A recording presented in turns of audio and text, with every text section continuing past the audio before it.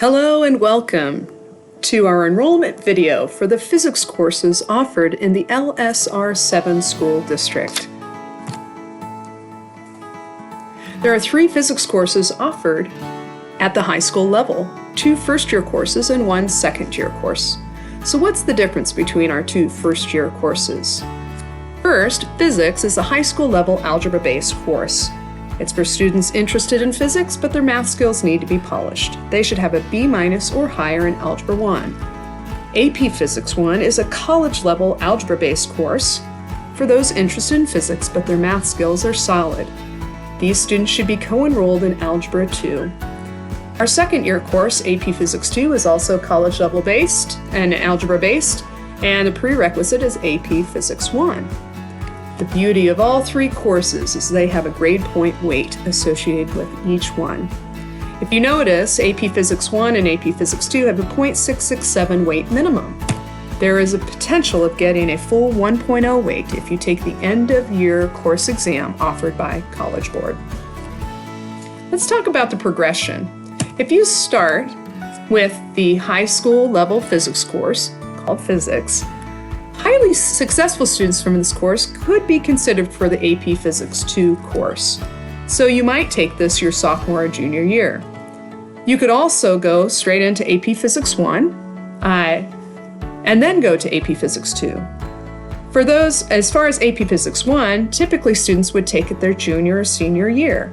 However, students in the STA track are encouraged to take AP Physics 1 their sophomore year, so they can take AP Physics 2 their junior year, and they can focus and apply all of these physics principles to their senior project at STA.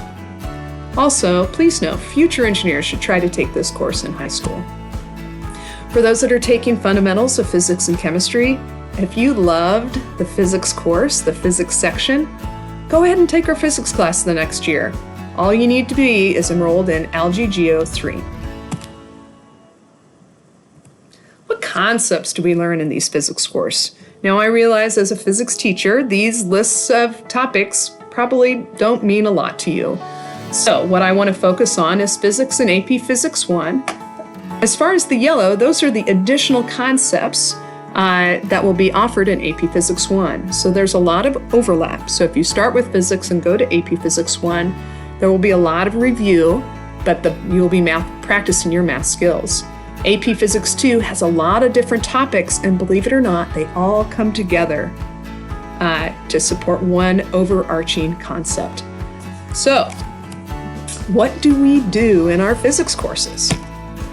We race things, we drop things, we draw things, we measure things, we whirl things, we crash things, we predict things, we spin things, we throw things, we swing things, we stretch things, we sink things, we float things, we burn things, we crush things, and we illuminate things. We magnetize things, we reflect things, and if the pandemic lets us, we go to worlds of fun.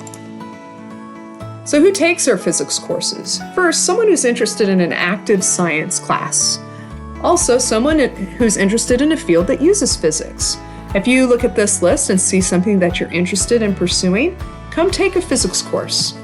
Also, did we mention, studies show that students that take a physics course score higher on their ACT and SAT. Actually, they even score higher on their postgraduate entrance exams like the MCAT, GRE, and LSAT. And just as important as the content we learn, physics teaches you how to think critically. It'll help you be successful in any career you choose. So if you would like more information, see the career planning guide posted to your school website. Also, you can ask a physics teacher that's at your school. Miss Pearson and Miss Merlenbach are at Lee Summit High School. Miss Falkenberg's at Lee Summit North. Miss Smith and Miss Riegert are at Lee Summit West. Thank you so much for your time. We hope this video was helpful, and we hope to see you in one of our physics courses in the next school year.